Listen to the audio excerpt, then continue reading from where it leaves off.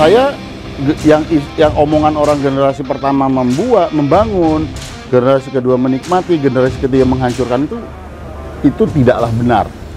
Ini salah satu bukti.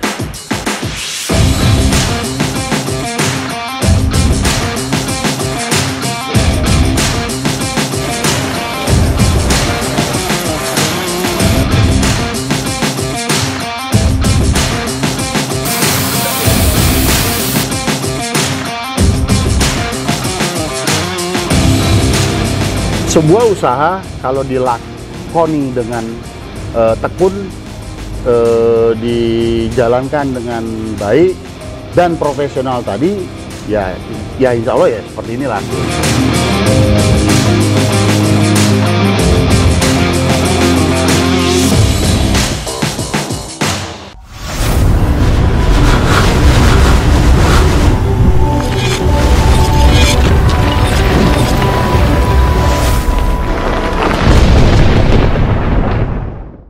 Salam teman-teman Perpals. Kita ada di pabrik karoseri Laksana Ungaran. Nah, saya ini sudah duduk bareng nih. Ini dua punggawa the third generation, generasi ketiga dari karoseri Laksana. Stefan, sehat? Sehat, salam. Alvin? Sehat, sehat. Yang tengah ini sebelah kanan saya persis, Om Stefan Arman. Benar toh? Betul. Apa no nama lain lagi nggak? Hampir. Pokoknya Stefan Arman kondangnya. Beliau ini direktur teknik CV Laksana. Nah, yang di ujung sebelah kanannya Om Stefan, Alvin Arman. Kalau Alvin itu apa? Sales and Marketing Director ya? Commercial Director. Commercial Director. Ya. Komersil orangnya, bro. Tapi emang kalau saya di sini ngomong masalah rangka, masalah las, bukan ngomel ya, ini sama bapak ini. Tapi kalau udah bicara tagihan sama itu. Berarti saya yang kena omel, dia yang ngomelin ya. Nah, teman-teman Perpals, seperti teman-teman Perpals tahu, Laksana adalah boleh dikatakan bukan second home ya, second ya. Sudah seperti rumah bagi seorang Sani, yang mana juga tempat Sani mengaktualisasikan ide-idenya. Itu semua berkat support Om Stefan dan Alvin. Sama-sama. Sebelumnya terima kasih banget. Selama ini aku sudah sangat disupport, ide-ide gilaku ya disupport. Walaupun ada pertentangan-pertentangan, tapi ada titik temu. Sama-sama lah, kita kan memang perlu selalu beradu argumen, beradu ide untuk menghasilkan sebuah masterpiece ya Pak ya. Masterpiece, ya. Karya terbaik. Karya terbaik. Oke teman-teman Perpals, CV Laksana ini Stefan sama Alvin ini generasi ketiga. Ayahnya beliau, ayahnya mereka itu Bapak Iwan Arman yang sudah bersahabat sama ayah saya juga dari tahun 80-an. Secara official San masuk Laksana itu 2007 ya Van ya? 2007 sampai hari ini alhamdulillah. Dan nah ini yang mau kita tanya nih ke kedua punggawa ini. Founder Laksana itu engkong berarti ya? Betul, kakek engkong. Bisa diceritakan Stefan dulu ya? Ya kalau engkong kakek saya ini kan namanya Yusuf Arman. Yusuf Jadi, Arman. Setahu saya memang dia ini saya kenal kan secara personal. Ya. Tetapi dari dunia pekerjaan saya nggak terlibat lah. Belum terjun. Ya, saya belum terjun. Jadi Pak Yusuf Arman ini kalau dengar cerita dari Pak Iwan, beliau ini orang yang energetik dan selalu mencoba hal baru. Jadi dia ada beberapa macam usaha-usaha yang sudah digeluti waktu masa mudanya. Apakah itu tadi juga pabrik es, ini bahkan salah satu mesin yang asalnya juga dari situ. Kemudian ada juga perbengkelan otomotif dan juga akhirnya karoseri. Nah untuk bentar. Ya. Berarti engkong itu bukan bisnis awalnya karoseri ya Pak ya? Bukan. Malah bukan ya? Bukan. Bengkel ya? Bengkel bubut? Bengkel. Dan sebelumnya ada bisnis-bisnis lainnya. Oh. Bahkan kelihatannya pernah buka apa bioskop segala ya. Ya waktu di Lasem, asalnya dari Lasem. Oh, asal. Ya, jadi waktu di Lasem ya ada pabrik es, sempat ada bioskop. Kelihatannya sempat punya bis juga gitu. Hah? Iya. Kelihatannya sempat juga gitu. Oke. Baru akhirnya ke Semarang baru bengkel segala macam. Bengkel segala macam. Nah, Oke, bengkel terus itu mulai dibuat sama dia di Semarang itu tahun 67. 67. Jadi bengkel otomotif, Oke. bubut, mesin lah gitu. Nah, baru di tahun 70 itu dia mutusin untuk pindah ke Ungaran.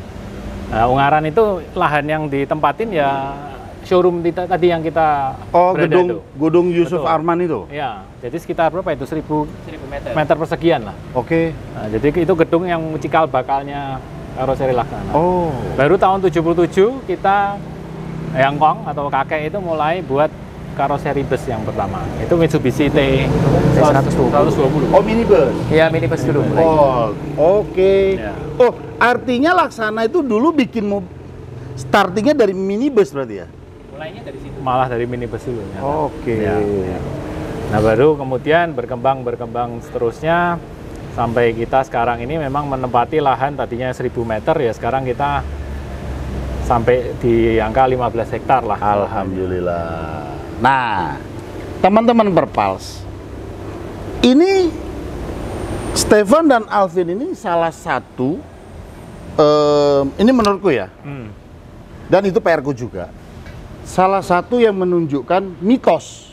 Generasi pertama membikin, generasi kedua menikmati, generasi ketiga ngancurin. Pernah dengar dong? Ya, sangat. Ini bukti.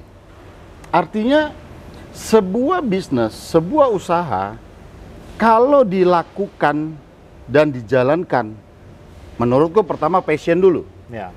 Kedua ya manajemen profesional. Nah, kelemahan, boleh aku katakan kelemahan kita sebagai orang Melayu ini kan, bapak sayang sama anak pasti. Ya. Anak salah, anak sakarep-karep dijarke, gitu. Ya. Ini bukti. Menurut saya yang omongan orang generasi pertama membangun, generasi kedua menikmati, generasi ketiga menghancurkan itu tidaklah benar. Ini salah satu bukti. Dan ya aset bangsa juga loh kalian ini. Ya, terima kasih. Iya dong, iya dong. Sama-sama, Pak. Ya, Sama-sama, aset bangsa di mana menunjukkan secara kita ini bisnis keluarga, ini family business kan? Family business. Family business itu kan banyak yang tidak survive sampai ke generasi ke third generation itu boleh katakan jarang. Ya, memang probability-nya sangat besar perusahaan itu sudah tutup ya. Ya. Saat menempuh ke generasi kedua pun, apalagi ke generasi ketiga. Kebanyakan kan kalau kita lihat Amerika itu kan negara yang tua. Mereka generasi pertama nge-building, di generasi keduanya dia memulai TBK Ngembangin. apa segala macam ngembangin. Ya. Artinya bukan lagi family business. Ya, ya, Nah, kalau aku menggarisbawahi profesionalisme. ya. Setuju dong? Ya. Nah, itu teman-teman Perpals. Jadi sebuah usaha kalau dilakoni dengan tekun, dijalankan dengan baik dan profesional tadi, ya insya Allah ya seperti inilah hasilnya. Nah, Amin, amin. tadi dari Kong bangun, terus Papa mulai bantu. Bantu, ya. Jadi Papa mulai bantu. Kebetulan memang Papa itu kan ada 7 bersaudara, tetapi yang laki-laki memang ada 3 ya, Papa Oke. termasuk. Nah, Nah, kakak-kakaknya Papa yang laki ini punya usaha sendiri-sendiri. Oke. Jadi Papa yang Pak Iwan ini memang yang in charge menghandle di karoseri. Jadi memang ya karoseri ini kan industri yang otomotif ini cukup kompleks lah. Betul. Ada beberapa aspek yang sangat relatif rumit. Betul. Rumit. Jadi terus terang yang sudah dibangun oleh Pak Iwan selama bertahun-tahun ini saya kira sih memang menjadi sebuah fundamen atau fondasi yang sangat baik untuk Laksana bisa berkembang sampai sekarang. Itu yang Mas. Stefan mulai pulang in charge di Laksana 2000 berapa? Saya di 2004 akhir. 4 akhir. Ya. Alvin 2007 awal. 7 awal. Iya, 2007 Ya awal. pas aku masuk sini tuh Iya, ya. iya. Makanya kamu agak shock, Iya, kamu kaget. lebih shock. Iya, baru mulai udah ketemunya. Ketemu yang kayak gini. Ini dunia bisnis kok gini ya? Tapi saya terus terang sama, ya boleh saya bilang sama adik-adik, adinda-adinda saya ini, saya bangganya ya sorry, dari sisi tingkat pendidikan formil mereka jauh banget di atas saya. Tapi mereka menghargai experience saya. Itu yang saya bangga dengan kalian, dan saya menjadi terchallenge bagaimana mengimbangi pola pikir kalian. Dan itu terus terang nggak mudah, butuh waktu terus terang, Vin. Mungkin sama Alvin aku sering ngobrol lah gitu-gitu. Mengejar pola pikirnya seorang Stefan supaya aku ini sejajar tuh, yo nggak gampang bro. Ya melahirkan produk yang seperti teman-teman lihat hari ini, ya mungkin kan selama ini kan yang orang tahu produk Laksana yang sedikit ada campur tangan Sani itu kan hasilnya. Tapi processingnya itu ya saya harus meyakinkan seorang Stefan Arman dengan idealisme dia, tapi ya kembali lagi yang saya senang pemikiran saya itu ditangkap positif dan diaplikasikan. Nah, dan itu pun tidak langsung sempurna kan, Van? Ya. Tetap kita harus, ya saya juga harus sadar diri dari apa pengalaman yang saya dapatkan di lapangan itu kan juga belum tentu benar semua. Nah, kolaborasi ini yang ya alhamdulillah sampai hari ini menghasilkan produk Laksana yang terutama yang bus antar kota lah ya. Ya saya kira sih dari awal saya bergabung di sini, menurut saya sih kalau kita menyimpulkan ya, saya menyimpulkan itu 5 tahun pertama itu terutama saya hanya belajar. Jadi termasuk dengan Pak Sani yang memiliki ilmu yang sangat dalam mengenai mulai dari operasional harian kendaraan bus sampai maintenance dan segala macam aspeknya, saya juga belajar banyak sekali karena hal-hal semacam itu kan pastinya kita nggak pernah bisa belajar di dunia pendidikan. Betul. Jadi formal. Tentu saja itu sangat pelajaran yang sangat berharga. Jadi 5 tahun pertama bahkan sampai sekarang, tapi memang 5 tahun pertama ini yang saya lakukan hanya menurut saya sih belajar. Observasi ya. Uji coba, pernah buat sesuatu gagal dimarahin Pak Sani ya balik-balik. Jangan gitulah. Nanti teman-teman Perpals bilang Sani itu tukang marah-marah, salah lagi. Kasih masukan. Oh iya. Tapi gitulah, ketemu sama Pak Sani yang passionate sekali ini, justru itu saya kira interaksi semacam itu, kolaborasi semacam itu membuat saya kira kita berdua ini juga tumbuh ya passion untuk bisa mengembangkan Laksana sampai seperti ini. Oke. Mundur dikit, Papa. Ya. Papa dampingi Engkong berarti ya.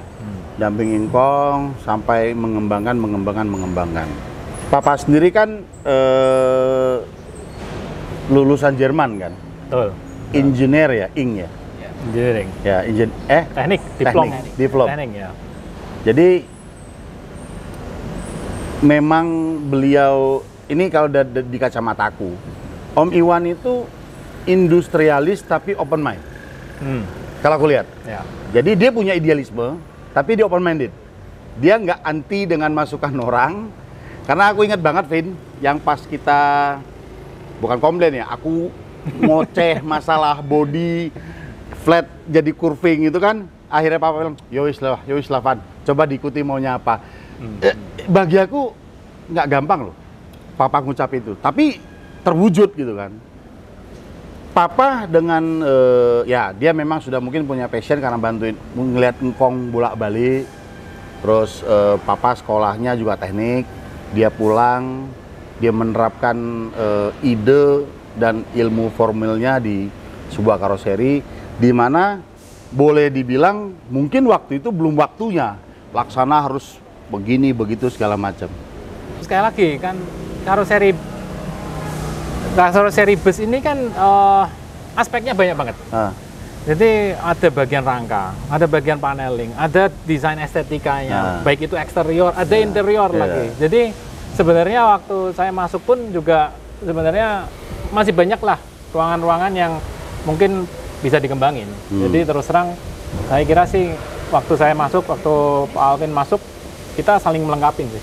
Nggak yang kemudian kita overlapping atau bertuburukan sih enggak. Jadi saya kira sih relatif kalau itunya cukup smooth lancar, ya? Smooth ya. Oke. Jadi transformasi generasinya itu boleh dikatakan ya kalau Engkong sama Papa kan nggak mungkin nanya sama kalian kan ya. Dari Papa ke kalian itu dan cukup jauh juga kan. Beda kalau sama kayak aku kan, aku memang nempel dari awal. Nah kalau kalian kan kalian sekolah selesai terus masuk apalagi sekolah kalian ini kan ada idealisme tersendiri, Ya. mau sematkan ke existing itu kan, wah menurut, ya aku sendiri belum tentu mampu dan belum tentu sesmooth itu terus terang. Ya. Karena Ya. main dari awal permainan sama main di tengah itu kan saat dudungnya piye yo, aku menggo piye kan, itu juga challenging lah. Tapi emang kita juga itu ya, kita seringkali kan melakukan perjalanan bareng. Apakah itu lihat pameran, ya ketemu Pak Sani juga, Ya. you know, ke luar negeri, ke Jerman, ke Cina, kemanapun. Itu kan kita juga melihat pabrik-pabrik di sana. Kita bertiga ngelihat pabrik, ngelihat bagaimana cara mereka produksi, bagaimana cara mereka mengembangkan produknya. Jadi dengan experience bersama itu kita punya semacam benchmark atau sasaran atau target yang sama juga akhirnya. Jadi saya kira dengan visi misi yang akhirnya goal yang sama, jadi seolah-olah ya apa yang kita lakukan ini sudah saling melengkapi dan sesuai. Nggak ada yang kemudian oh saya punya ide melenceng nih. Nah, gitu otomatis relatif lancar lah. Ya. Jadi jalannya itu udah Arahnya ya. arahnya udah pasti sama, Ya. tapi jalan yang mau ditempuh pun rutenya itu nggak terlalu debatable ya. Ya. Ya cuma paling ini aspalnya kalau bisa miringin dikit, paling gitu-gitu aja kan. Mungkin Pak Iwan dari segi aspal, saya lebih dari segi rambu-rambu, Pak Nah. Alvin dari segi apanya aspek lainnya, jadi yang agar jalannya menuju ke tujuannya itu, ya ibaratnya itulah. Nah, aku ingat kita pertama Papa beli mesin punch yang bulat gede itu, dok, CNC sama ngelipet roll 12 meter yang dari itu kan Swiss itu. hobinya Pak Iwan itu. Itu 2000 berapa ya? 10-an ya? 8 gitu ya. 8. 10-an kalau nggak salah aku. Ya, 9-10. gitu, Nah, ya. jadi teman-teman Perpas, era itu saya bilang sama Om Iwan, saya manggil papanya beliau ini Om kan, saya bilang, jadi pada saat saya datang sini, beliau lagi ngerakit, ada engineer-nya dari prinsipalnya, ngerakit, pas lagi, baru bisa trial, pas lagi mau trial plat itu Levin, dileboknya dakduk, ya pokoknya apalah. Simple pertanyaan saya waktu itu, Om, apakah sudah waktunya membutuhkan ini Om? Dengan harga jual body segini? Yang di luar dugaan saya jawabnya, toh kan bakal butuh, kenapa nggak dari sekarang? Diam, saya nggak bisa jawab. Itu yang Om Stefan bilang, karena beliau itu memang hobi dengan barang-barang yang bukan berarti aneh nggak kepake ya. Ya. Dia tahu mungkin butuhnya 2-3 tahun lagi. Ya udah sekarang aja diimplementasikan. Ya apa Vin yang di atas itu vakum dan apa segala macam. Keren memang, keren. Jadi menjadi satu hal yang baru tentu untuk menunjang pekerjaan. Sehingga yang saya dapat jawaban dari Papa waktu itu, dari Om Iwan itu, dan menurut saya betul dan juga saya coba terapkan, mau keluar uang sekarang sama nanti toh sama keluar uangnya. Ya toh? Selisih waktu itu dengan alat ini kita mendapatkan efisiensi. Toh akhirnya kan barang ini pada saat dikatakanlah pada saat memang baru dibutuhkan tapi kita sudah starting, kita sudah terbayarkan dari efisiensi yang kita dapat. Jadi teman-teman Perpas, Laksana ini sisa plat, boleh dong aku ngomong di sini. Sampahnya itu sudah sedikit sekali yang, maksudnya plat-plat yang mubazir itu udah sedikit sekali. That's why Laksana, sorry ya Vin, tak bantu ya. Dari sisi pricing kompetitif. Bukan karena kualitas, tapi karena efisiensinya sudah cukup tinggi lah. Aku nggak bilang maksimal ya, tapi sudah cukup tinggi. Jadi, ya. betul kan? Ya. Sehingga waste apa istilahnya waste-nya ya sisa-sisa hafalnya itu sudah relatif sedikit sekali. Nah, itulah yang membuat Laksana bisa berkompetisi dari sisi harga. Tapi kalau saya mungkin mau nambahin, kalau ngelihat sudut pandang lain, kalau ini yang saya rasakan, kalau waktu Papa beli mesin-mesin itu ya, justru memang aspek efisiensinya itu memang sesuatu yang kita langsung dapatkan. Ya. Tapi ada satu hal lagi, dengan belinya mesin-mesin itu, kita ini justru kayak kesannya keterpacu, ya toh. Jangan sampai customer, apalagi kayak Pak Sani ya toh, ngomong, wah Laksana udah mesinnya canggih, kok produknya gitu-gitu aja. Jadi kita juga harus mempertanggungjawabkan gimana caranya menggunakan mesin ini mengoptimalkan. Nggak hanya efisien, tetapi juga menciptakan produk yang presisi, berkualitas, ya, bagus. Gitu. Plug and play. Nah, jadi itu fabrikasi. Nah, kalau udah beli yang lain, waduh PR-nya tambah banyak terus. Ya itu memang di 2-3 tahun itu kan memang beruntun. Mesin itu kan memang Pak Iwan tuh belinya cukup banyak. Yeah. Ada 5-6 mesin itu secara beruntun. Jadi ya memang kita sendiri kadang-kadang yang ngerem-ngerem gitu malah. Jadi malah agak balik-balik gitu ya. Nah, ini beli mesin nggak udah mau dibuat apa gitu. Ya tapi saya terus terang salut lah. Ya kita yang muda nggak kepikir kan. Iya, kadang-kadang. Tapi iya. beliau itu karena umur ya, dia tahu bakal kemana, feeling. Instingnya kan. Ya instingnya kita itu tidak bisa kita lawan. Nah, itu masalah bicara jam terbang itu kan. Ya. Betul. Tapi ngomong-ngomong teman-teman Perpas, ini yang di belakang kami ini mesin tadi Alvin sudah singgung Ruston Lincoln England. Mesin apa ini? Stefan, Pak Alvin mau jawab. Jadi ini ceritanya ini dulu waktu Engkong atau kakek itu di Lasem itu. Jadi Engkong itu kan memang punya banyak usaha. Ya salah satunya itu memang punya pabrik es. Jadi mesin ini digunakan di pabrik es itu ya untuk generator listrik, untuk menggerakkan mesin-mesinnya itu, untuk chillernya gitu. Jadi ini ya salah satu mesin yang dipakai. Jadi mesin itu tuh biasanya kalau zaman dulu tuh ada mesin penggeraknya, sama mesin yang melakukan pekerjaannya. Nah ini mesin penggeraknya gitu ya. Jadi setelah digunakan untuk menggerakkan mesin pabrik es, dipakai untuk ngerakin stamping mobil juga toh. Alat-alat press mobil juga gitu. Mungkin. Di karoseri gitu loh. Oh, jadi gitu. Dimanfaatkan beliau iya, itu. Iya, soalnya sistem penggeraknya jadi lebih ke arah. Ini mesin alat tahun berapa nih? Ini tahun 55-an kan. 55-an. Ini teman-teman Perpals unik. Dia satu piston gede banget, Ya. gigi gede itu. Ya cara kerjanya juga saya sampai saat ini dari pertama saya melihat sampai hari ini saya tidak bisa membayangkan bagaimana kalau maksudnya ini pada saat bekerja tuh kayak apa tuh aku nggak bisa bayangin terus terang. Saya sempat bilang tapi sama papa waktu itu pas awal ini kan tadinya ngedongkrok kan, kan aku yang bilang mbok ditaruh apalah prasasti gitu kan, oh iya katanya. Kejadian ditaruh gini, aku pernah bilang papa, mbok diutik-utik ben murup. Piye carane spare part rono tutulan jare. Ini cuma sebagiannya aja. Ya, ini sebagiannya aja. Ya. Jadi ini salah satu sejarah.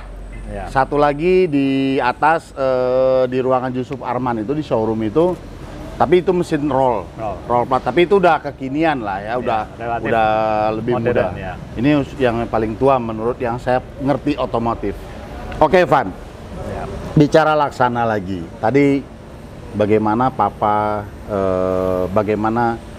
ngejalanin terus transformasi ke kalian misal mulai in charge Alvin dari sisi komersialnya di situ lingkup sales, marketing, bagaimana strategi marketingnya, bagaimana salesnya, Stefan dari sisi develop untuk produksi mulai dari A to Z-nya semua pernik-pernik. Dari perjalanan waktu, mungkin dari sejak kalian kecil, kalian kan sudah sering, ya pasti kan selalu berinteraksi sama papa.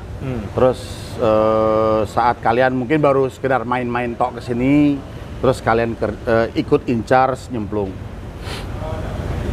Apa yang menjadi filosofi dasar papa yang papa pesankan lah sama kalian untuk menjalankan Laksana ini sebagai industrialis kepada kami PO ini? Ada nggak? Ada satu filosofi dasar nggak yang papa tekankan sama kalian? Halo, mau jawab dulu? Ya kalau papa itu orangnya pragmatis lah. Jadi ya yang pasti kerja harus jujur, ya toh. Sama customer tuh ya kita harus yang cengli lah ibaratnya. Kita harus fair, ya toh. Tumbuh bareng, nggak yang kemudian kita kalau punya bus itu buatnya yang gampang rusak ibaratnya, kemudian sehingga nanti dadake lagi seperti itu enggak. Jadi kita lebih ke arah ya kita harus tumbuh bareng, customer kita tumbuh, kita ya tumbuh gitu. Jadi long term lah. Ya kita, saya kira emang bisnis ini kan bisnis transportasi, kita sama apa operator bus ini kan juga PO ini kan kita sebenarnya emang partner untuk menyediakan jasa layanan transportasi. Jadi kemudian ya tentu saja dengan tim internal bagaimana kita sebagai owner juga harus memastikan tim kita ini kompak, kondusif. Ya itu saya kira yang fundamental yang selama ini Pak Iwan sudah ajarkan lah. Dan menurut saya itu juga menjadi fundamental yang kuat ya untuk Laksana bisa bertahan sampai sekarang melalui berbagai macam tantangan kondisi ekonomi lah. Jadi memang sudah dilandasi dengan dasar yang menurut saya kuat lah. Karena jujur itu modal hidup. Ya orang siapapun menurut saya dilahir ke dunia ini yang sudah Tuhan berkahi itu, sudah Tuhan modalin itu ya kejujuran. Tinggal mau dipakai apa enggak. Fair. Nah, ini PR memang. Untuk fair itu memang menurutku juga ya apa ya, enggak mudah. Ya itu kali tadi, kalau aku kurang mau apa aku ngomel. Aku ngomel lagi. Aku ngomong, aku kasih tahu, aku minta kayak gitu. Rubah, ganti, harus gini. Kejar sama Laksana. Tapi ya saya juga sebagai mitra kerjanya Laksana juga harus fair. Apa yang saya dapatkan itu kan ada konsekuensi, yaitu angka gitu kan. Ya kita harus fair lah. Ya sepakat sih. Ya semoga kita, bukan cuma Stefan dan Alvin, kita ini the next generation orang tua kita harus memegang kuat prinsip itu. Karena ya kalau udah nggak fair tuh udah selesai lah hidupnya bagi saya. Setuju saya. Nah, Van, Alvin lagi nih. Situasi hari ini kan tidak mudah. Sangat-sangat berat secara keseluruhan, bukan cuma Laksana, kami PO juga. Tentu kami PO ini kan imbasnya ke bodybuilder kan. Menyusun strategi, mencoba hal baru khususnya itu costly. Ya kan, Vin? Nah, kalau dari sisi Alvin melihat ini ke depan, apakah udah gini-gini aja dulu, tapi tunggu kondisi stabil atau tetap do something untuk get something new atau gimana secara market loh? What do you think? Ya kita sih memang setahun lebih ini berat sih buat kita, berat sekali. Ya cuman kita memang nggak tinggal diam aja. Kita sih banyak melakukan perubahan-perubahan inovasi.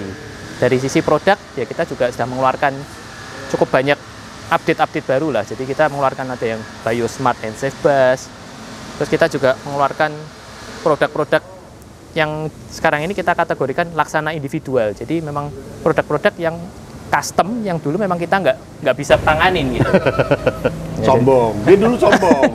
Itu mau menyatakan aku biyen payu kok ngono bae. Kira-kira ngono lho. Terus. Enggak, dulu kita memang nggak ada fleksibilitas di sana. Karena load lah. Iya, karena load.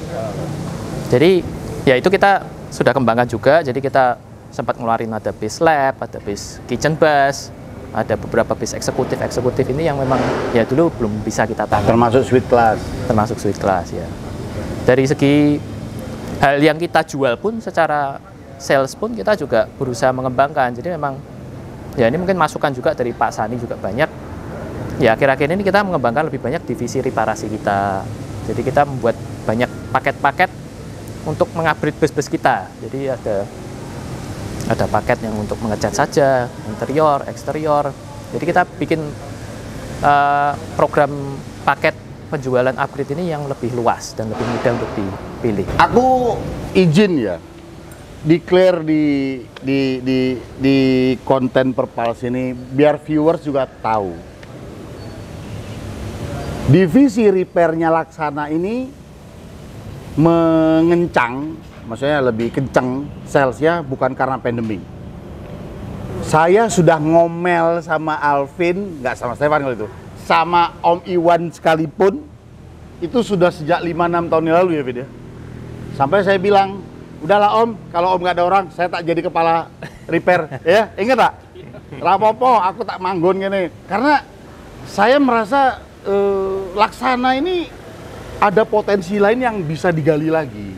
Cuma memang waktu itu yang tahu banget satu keterbatasan space. Karena space kita sudah sangat padat, loadnya, terus load pekerjaan, sehingga kalau yang Papa bilang waktu itu jangan nanti kita maksain sehingga hasilnya tidak maksimal. Itu yang Papa ngomong. Bener loh, tanah sebelah dibeliin sama Om Iwan. Begitu tanah dibeliin, wis tak tuku lo tanah itu untuk repair. Wah, senengnya setengah mati saya. Tapi ya negara api keburu menyerang lah. Tapi nggak apa-apa, ya semua ini pasti ada hikmah lah.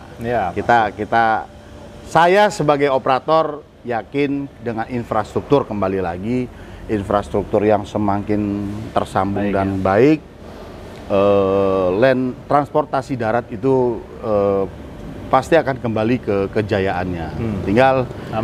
Tinggal bagaimana operator-operator itu dia jeli melihat marketnya, dia jeli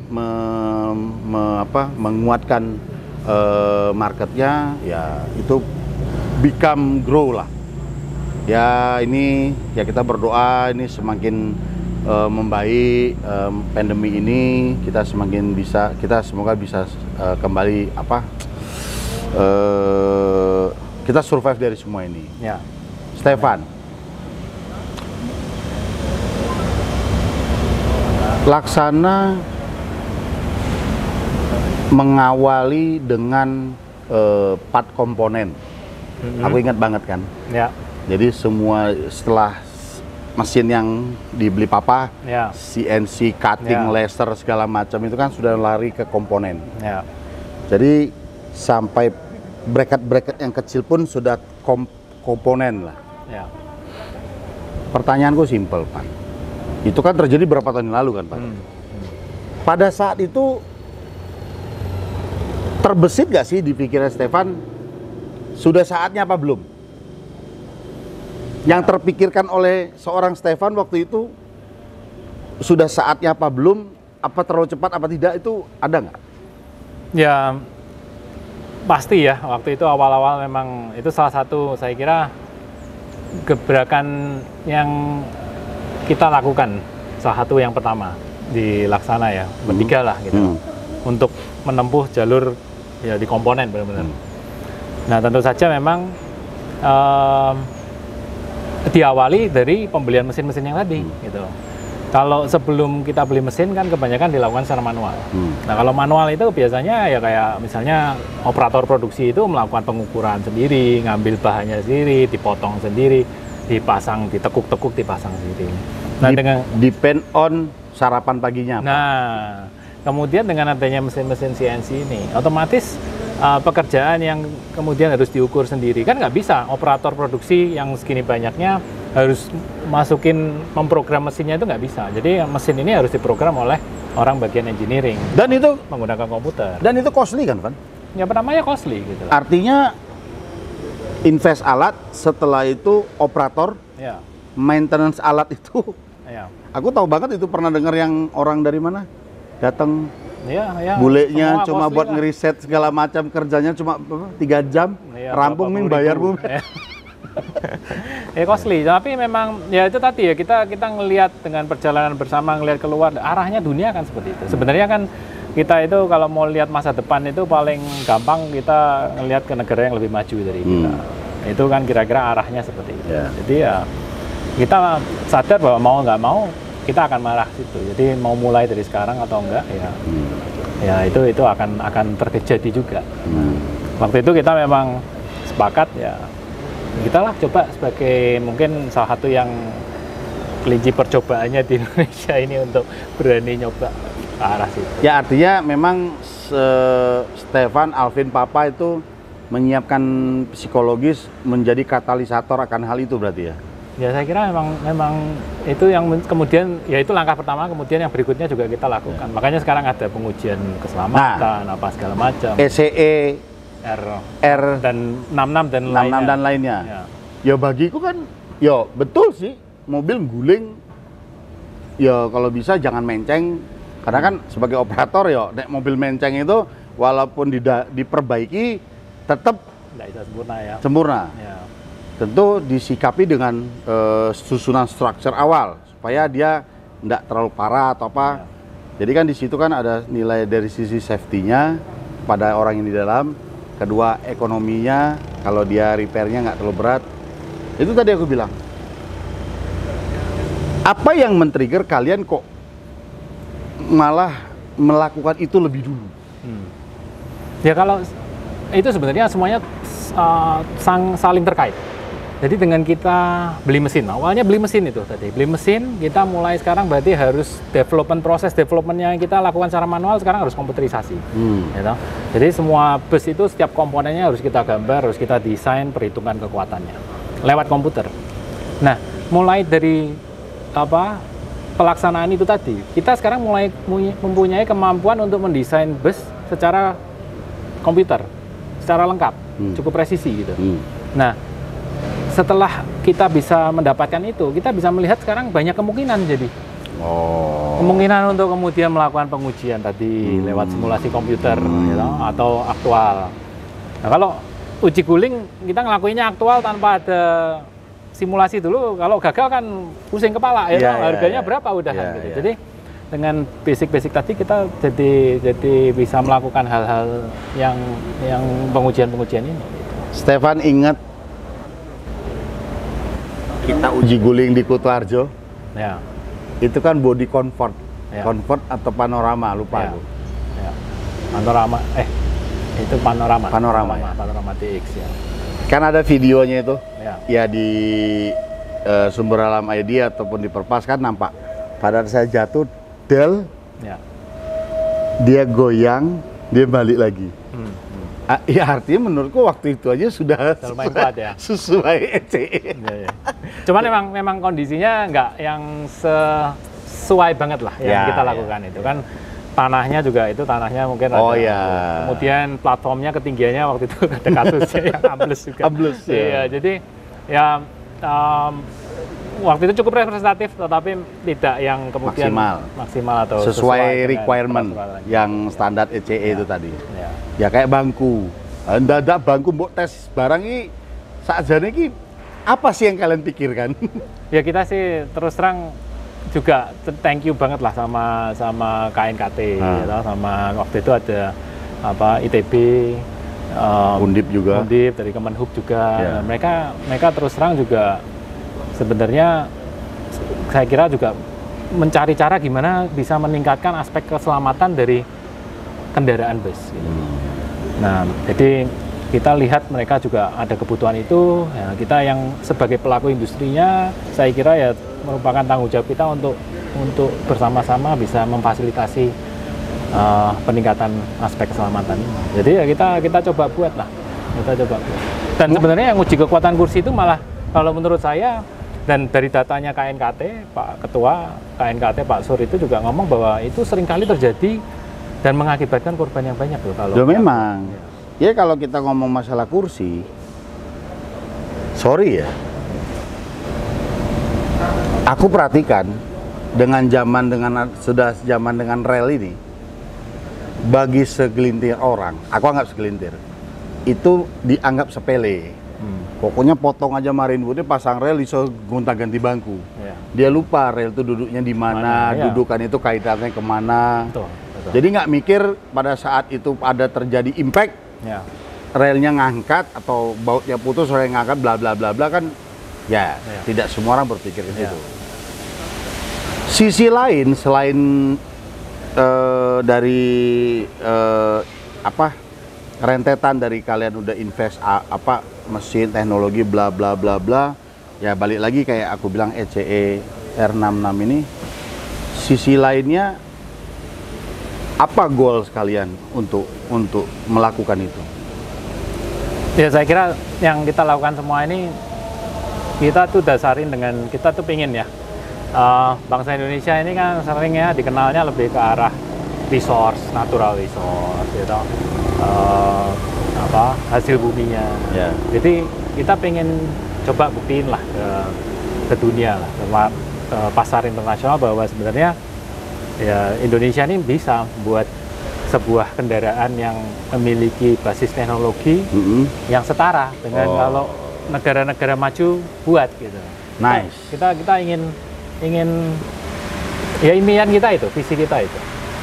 Sangat mulia teman-teman Perpals. Jadi bukan hanya ingin show off force saja, tapi ada niatan mulia yang dari dalam hati mereka ini, saya nggak bisa sebut satu-satu mereka lah ya, ingin mengedukasi safety factor terhadap kita sebagai user. Wow, itu sangat mulia bagi saya. Karena ya betul, saya amini apa yang dibilang Stefan tadi. Karena saya salah satu yang pernah mengalami begitu kita berdiskusi sama pihak luar negeri, ya internasional, ya mereka agak sebelah mata melihat kita yang seakan-akan kamu itu ya kira-kira begitulah. Itu kok rasanya seperti luka dikasih jeruk nipis itu. Mau marah tapi kenyataan. Ya, Vin. Mau marah kenyataannya begitu, nggak marah kok ya bangsaku disepeleke. Nah, jadi teman-teman Perpals jadi biar lebih tahu nih maksud dan tujuannya Laksana melakukan pengujian ECE R66 dan bangku, terus membuat produk-produk yang lebih ke arahnya ke pabrikasi, kalau istilah papa itu ya. Pabrikasi itu bukan soal sales atau marketing gimmick, tapi ada niatan mulia yang di dalam hati mereka, dan itu costly ya Van ya? Ya costly Pak, costly. Biaya kan itu. Ya, mau mengedukasi kita sebagai user mana produk yang tepat. Ya kan itu. Mungkin sorry ya Vin, bagi aku masalah impact secara marketing atau sales itu mungkin nomor 2 kali ya. Tapi karena didasari dengan cita-cita kalian ingin mengajak bangsa ini, kalau kita ini sejajar sama orang itu yang makanya kita kan juga 10 ya, mungkin 12 tahun yang lalu pun mungkin Pak Alvin nanti bisa cerita kan, kita juga udah mulai ekspor ya. Waktu kita ekspor tuh terus terang kita jadi melek banget karena kita bersaingnya kan sama internasional, dunia global. Ya, pasar yang kita tuju misalnya kayak yang pertama kali kita ekspor ke Kepulauan Fiji itu, kita bersaingnya bukan karoseri di Fiji, tapi karoseri dari Cina, dari Australia. Nah itu kan kita kalau nggak berbenah, kita nggak mungkin bisa bersaing. Berbenah aja mungkin bersaing juga masih sangat berat gitu. Jadi ya saya kira sesuai dengan visi kita untuk Indonesia agar setara, agar kita buktiin bahwa kita juga bisa membuat bus ini, ya memang itu yang harus kita lakukan sih, langkah-langkah tadi. Ya, Vin, kita pertama ekspor ke Fiji itu 2000 berapa Vin ya? 2009. Pertama kali 2009. Ya, 2009 ya. Iya, jadi ya kita harus bangga lah. Ya, kita tidak bilang hanya Laksana lah, tapi kita anggap industri Indonesia itu dibeli oleh orang luar negeri itu, kita harus sudah bangga. Ya, dengan emblem Laksana, kan gitu. Apalagi ya berarti apa yang ingin dicapai Laksana itu bukan semata untuk gimmick marketing secara bisnis, tapi ada tujuan sebagai anak bangsa ingin menunjukkan kepada dunia kalau Indonesia itu bisa hadir dengan level itu kan. Itu. Ya, saya sepakat sekali itu. Ya, exactly. Tak kira kowe gawe kowe mau ngetok-etok. Wah, yo. Tapi ya saya merasa bersyukur lah di tengah pandemi yang berat ini kan kita sudah melakukan banyak hal. Ya, itu saya kira juga sebagai modal kita untuk bisa terus bertahan, terus berkiprah, dan juga saya kira tim di Laksana nggak hanya kita bertiga, tapi tim di Laksana semuanya juga saling mencurahkan pikiran dan tenaga untuk gimana caranya kita terus berinovasi, bisa keluar dari pandemi ini lebih baik. Kita harus survive. Kita harus survive. Dan saya optimis banget bagi pelaku usaha yang concern, memiliki passion di industri yang dia geluti, dia pasti survive. Aku optimis kok kalau soal itu. Oke, SCE, R66 sudah. Kalau yang bagus tuh R berapa? R80. R80. Kemudian yang terakhir kita ada uji kestabilan, uji miring. Yang miring. hampir mirip seperti guling, Ya. tapi hanya dimiringin. R107 itu. Oh, R107. Oh ya, uji miring ya. Itu yang XHD lagi ya. Ya semua bus nanti. Ya, semua bus nanti. Bertahap ya. Mobilku nggak dimiringin ini. Oh, udah ya. Oh, ya, aku nggak lihat. Ya, teman-teman Perpals. Jadi itu Laksana yang selama ini mungkin teman-teman hanya melihat hasil karya Laksana berseliweran dan ya mungkin tahu sekelumit luar. Nah, inilah yang dibalik behind the scene karoseri Laksana selama ini, the third generation-nya, generasi ketiganya. Van, ini agak membelok dengan barusan yang kita lakukan. Ini kan Sun baru bikin single glass SR2 Panorama Series. Ya. Kenapa Panorama yang dipilih Laksana? Ya. Nah ini ini salah satu bentuk kolaborasi ya. Jadi nggak hanya cuma ini, tapi sebenarnya produk-produk kita selalu merupakan kolaborasi bareng. Jadi ini salah satu bentuk kolaborasi mungkin yang kali ini adalah yang barusan saja, yaitu ada permintaan dari Pak Sani kan untuk menggunakan bus dengan single glass. Yes. Nah single glass ini sebenarnya di tahun 2000 ya, yang pertama kali kita ngeluarin Legacy SR2 SR2 itu 2015. Saya tahu 17 Enggak. yang punukan itu 15 ya? 15. Yes, ya. 15. Sorry, malah lupa sendiri. Nah, itu kan kita kan aku. itu kan single glass. Ya. Nah, waktu itu memang kita juga terus terang trennya ternyata malah ke double glass. Ya, Jadi kita 16. 2016 itu tiba-tiba trennya trennya berubah. ke double glass. Nah, kita terus terang waktu itu juga rada wait and see lah. Kita Dilema. justru malah dilematis. Jadi kita malah membuat bis double glass itu juga nggak yang mungkin malah ada yang terakhir malah justru. Gitu. Jadi, nah pada kesempatan ini ya Pak Sani juga searah dengan visinya kita juga, itu mengembalikan mungkin penggunaan bis single glass yang memang memiliki mungkin salah satu keuntungannya adalah visibilitas yang luas gitu. Nah kemarin memang sempat kita diskusi sama tim.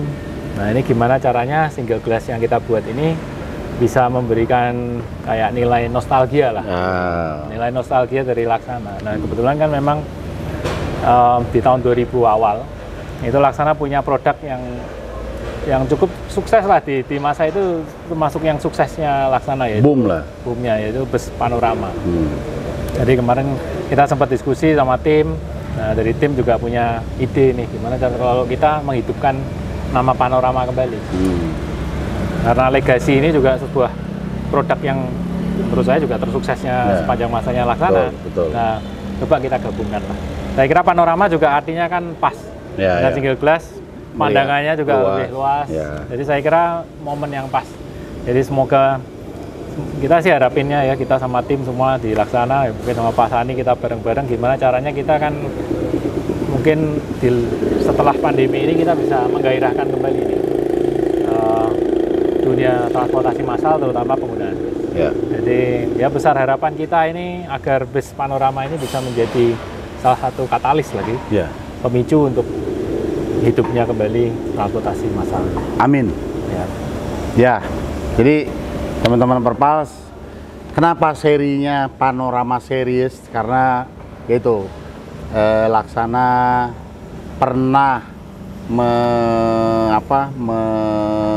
bukan mengalami ya, pernah ada seri tipe Laksana yang Panorama itu dulu cukup booming. Boleh dikatakan kalau kita nongkrong di Pantura itu Laksana panorama itu ya. itu kenceng banget, banyak banget sebelum dihajar oleh model-model lain ya. Ya terutama yang Alvin bilang tadi, memang ya maaf kalau zaman dulu kan memang kita level kita lebih ke middle dan low kan. Low, ya. Ya semoga panorama series ini untuk pelanggan, untuk penumpang lebih nyaman di dalam bus, dan untuk Laksana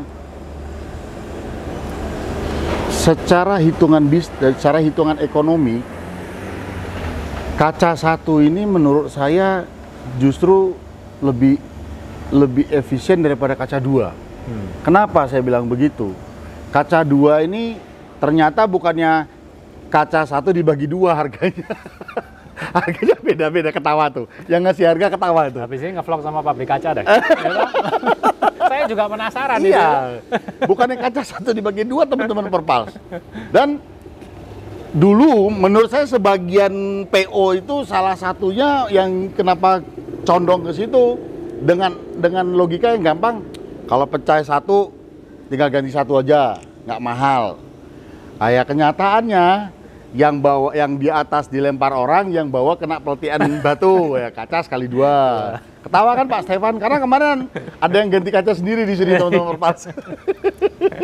Ya itu, jadi dan lama juga, harus buka bando dulu, wah repot, buka spion, wah panjang kerjanya. Jadi ganti kaca atas bawah tuh at least paling ya kurang lebih 1 hari ya hilang.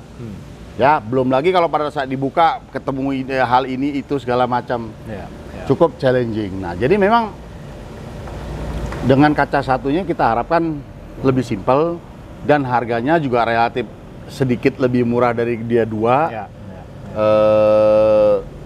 Ya kita jadi lebih efisien juga. Karena ya saya salah satu yang mungkin pikir ya kalau kaca dua kelempar udah ganti ke yang bawah aja pecah. Ternyata kenyataan berkata lain Ferguson. Atas dilempar, bawah ke peletian pin. Ya, tinggal Alvin aja tiap bulan. Ini kok kaca terus ya, Vin? Ada aja gitu loh. Ya tapi itulah memang kenyataannya seperti itu di lapangan yang kita tidak bisa elakkan. Ya. Ditambah lagi ini dari aku loh Pan ya. Dari sisi konstruksi teman-teman Perpals itu menurut saya itu ada titik lemahnya karena pilar itu dia miring sehingga ruang dia untuk twist itu lebih besar yang atas itu. Jadi agak rentan sih menurut saya. Tapi itu kalau kita tidak pernah coba dan kita tidak lakukan, kita tidak tahu.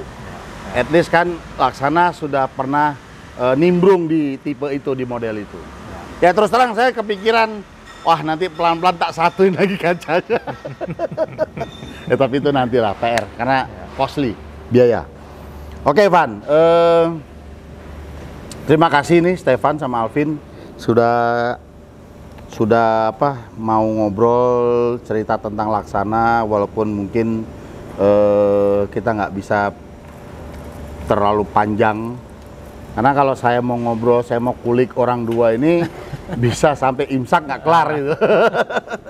Sebenarnya aku tuh pengennya papa, tapi kan karena kondisi pandemi ini kan papa kan juga belum nggak leluasa. Karena kalau sama Om Iwan lebih asik lagi ngobrolnya, karena ya itu tadi beliau itu seneng ngobrol, menyampaikan hal-hal, apalagi experience beliau paling senang. Cuma kondisi kayak gini nggak bisa kita paksakan. Stefan atau Alvin ada yang mau disampaikan ke viewers Perpals TV di kesempatan ini? Alvin apa? Ya saya sih mengucapkan ya pastinya terima kasih ya Pak Sani ya.